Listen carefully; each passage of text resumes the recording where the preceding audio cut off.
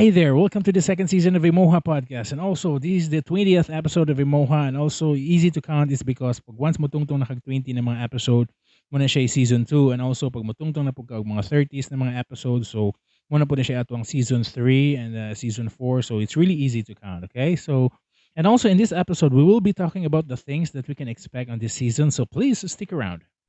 Hi, this is Owen, and this is IMOHA Podcast. So let's talk about this season 2, but before that, atong paminawan kung kinsa itong mga sponsors.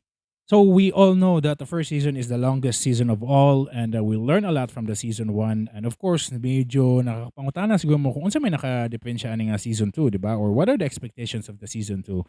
So more or less, we have the same topics, like more on the stories of the road, and of course, we have that lessons on those stories, and also the real life scenarios, and maybe mga ideas and funny moments. As long as na lang tayo mga lessons na makuha, right?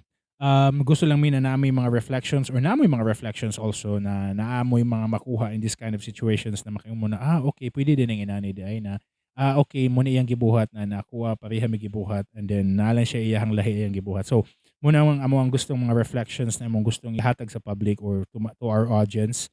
And muna siya amo ang goal that we really want to have that picture in your head to picture out kung unsa gyud mo ganahan ipang isang resulti, no. And every end of this episode, we always give our final thoughts or the call to actions of this episode, no. So, and maybe siguro makapangutana sa mo that what are the things that we really want to make a difference, no, or unsa man amo ang kalahian sa uban or unsa imo ang gustong ihatag, no, compared to the other. So kung nakabantay mo na amo imong tagline na ayaw kalimti, basta magluto, maglimpyo, manghugas, manglaba, magkaon, maginusara. Kanina podcast para sa IMOHA. And ganahan lang mina nami sa mga panahon na namay buhato, no. Muna siya mong gusto na just like consider as the rice na lang siguro kung mukaon mo or magluto mo, no. Kanang rice nga nang gilong agon gud ng kada adlaw na nagid na rice in every meal as a Filipino nagid na rice, di ba? So muna mong gusto lang na bisag unsa man gani nasudlan inyong paliton or inyong lutuon, rice is always be there, and the rice is always the complement of the food ngo na usahay malami atong kaon is because na ang rice. We really want to position ourselves on that kind of analogy, no, na dili may ganahan na kami mo highlights inyong adlaw, but we really want to brighten up your day. It's because we really want to be a companion or a partner of your day. Mula na siya, and also kabalo kita nga naagi mga taas na mga genre in terms of entertainment and also in the love industry or the love genre, no. Common gini siya sa mga Filipinos na basta love stories, mga inana.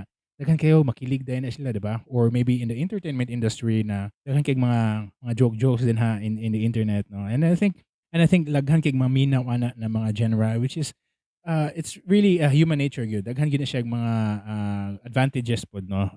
But na may quotes na gi-post one time sa more Facebook page. And actually, this is from Dan Lok. Dan Lok is one of the high ticket sales, one of the influencers nowadays. He's really good in marketing. He's really good in motivation. And nasa gisulti ato that most people really want to be entertained and not educated. So I think again that's a really human nature, no. And I think daghan kay sa entertainment industry na ganahan na, and of course ning sikat na sila na which is very good. So ganahan ako yung mga side topic kadali lang yun, no. And then ako'y nabasahan one time sa usa ka economist nga niya na siya about the trouble last year.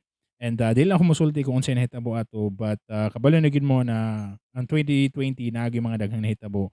And na daghang nawadag trabaho ato because of that crisis is because ang ilang trabaho is based on the entertainment industry or maybe in the entertainment world and not really in the basic commodity and also like or the essential goods, di ba?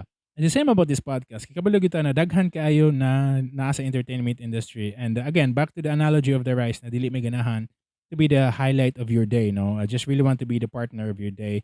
I just really want to be in your ears, not really to be in your eyes, no? And for sure, nagi mga depende gid sa tao nga nagi ba naganahan gid sila na magtanaw gid sila per me. But of course, we really want to position ourselves to be on your day nga na may ganahan buhaton pero naapa pud gihapon may na makapaminaw mo sa amoa. And so maybe makaingon sigud mo no na unsa mo ginaani nga channel nga no nasaag ka nga channel. Well, I really want to redefine who you are. Like ikaw ka ba nang naminaw ani na episode no or kanina podcast. I know you are a kind of person also who really want to be in the edges and not in the center. Ganahan ta nga naata sa outside of the crowd. Na of course night times na we really need to be in the same crowd. para lang gyud na makakita ka na, okay, naagay value pod inside of the crowd. But also, some people really want to be in the edges is because, ganahan sila na makakita pod sila kung unsa day naato sa kanang hapit na ka mahulog. Instead of na panghapit na ka mahulog, kabalo ka na there is actually na kanang line na you really want to go beyond nga ganahan ka mo test and everything, no? So, we really want to be in those edges, and I think you are also the kind of person. And I know for sure ikaw po siguro ang klaseng tao na na-fed up na po in the noise of the market, no? Daghan na kayong mga klase-klase ng mga nanggawas. And maybe there are things also that you really want to explore beyond the normal. And I know there's a lot of people also, or there are few people siguro na inana, and maybe you're one of the few people nga naminaw in a podcast is because you really want to have that kind of interaction and kind of exploration, or ganahan ka mo explore na siya ng mga topic, 'di ba? And yeah, and also maybe you're one of the person who really want to listen more on the small community. You're looking for a small community that have value, and for sure you're really in the right channels because we have actually a small community. And speaking of small community, no, ato lang gamiton na siyang community as a company, or rather, no. Let's just take an example. Na paminawagin ninyo is because ganahan ko na siya highlight about the big companies and the small companies because most of the big companies, ganahan kita na part sa usa ka kumpanya na dako kayo, 'di ba? It's because again, feeling proud kita na nata sa big company or big group, 'di ba? That's really a good part of the big company, and also the good part of the small companies that those companies that really value the people or really value the customer and also the employees rather than the big companies because again, ang big company, whether nakaka o wala, they still grow, di ba? It's because they're big. So muna siya the good thing about the small company, it's because they really value those people nga they really want to attract those people para sa ilaha. It's because they're small, di ba? And so muna siya ang akong gusto ng ikuan ninyo na those are the difference between if we're really looking for a small company or really a small community, makita sa ninyo na siya in the small community na naagid ang ilahang passion and also the hard work and also everything na naana din ha. And also the multitasking of everything, no? So, if ever ikaw ang klaseng tao ka ba na naa ka na dabahog with small company, and bantayan na ninyo na in a small company, halos mubuhat ka tanan is because you will learn a lot of things in a small company. Like if you are in a big company mo kag usa ka sa pisa sa company para modagan ang usa ka kumpanya, di ba? Then that's really the good thing about the small and the big company. And maybe siguro usa sa mga taong mga naminaw karon is because, and again, maybe is you're a kind of person who really want to listen beyond the normal. It's really because daghan na kayo og mga noise in the market. And dili sa ingon nga kami lang po nang naaani, no. But I think ubay-ubay sa mga tao nga or mga podcasters na nagstorya about Bisaya and also this kind of genre. Dili kay ana kadaghanan, but I think I could still say nga very small pag kaya ang inani ng mga tao, and then that's why we are in the edges and not really in the center, diba? So my final thoughts of this trailer of the season 2 is that we will still continue what we have started, and for sure we are looking forward to be the partner of your day, and I'm looking forward nga magkita-kita ta sa mga panahon nga namoy buhaton. And I guess that's the end of my episode. And this is also about the trailer of the season 2. And ayaw kalimti basta magluto, maglimpyo, manghugas, manglaba, magkaon, maginusara.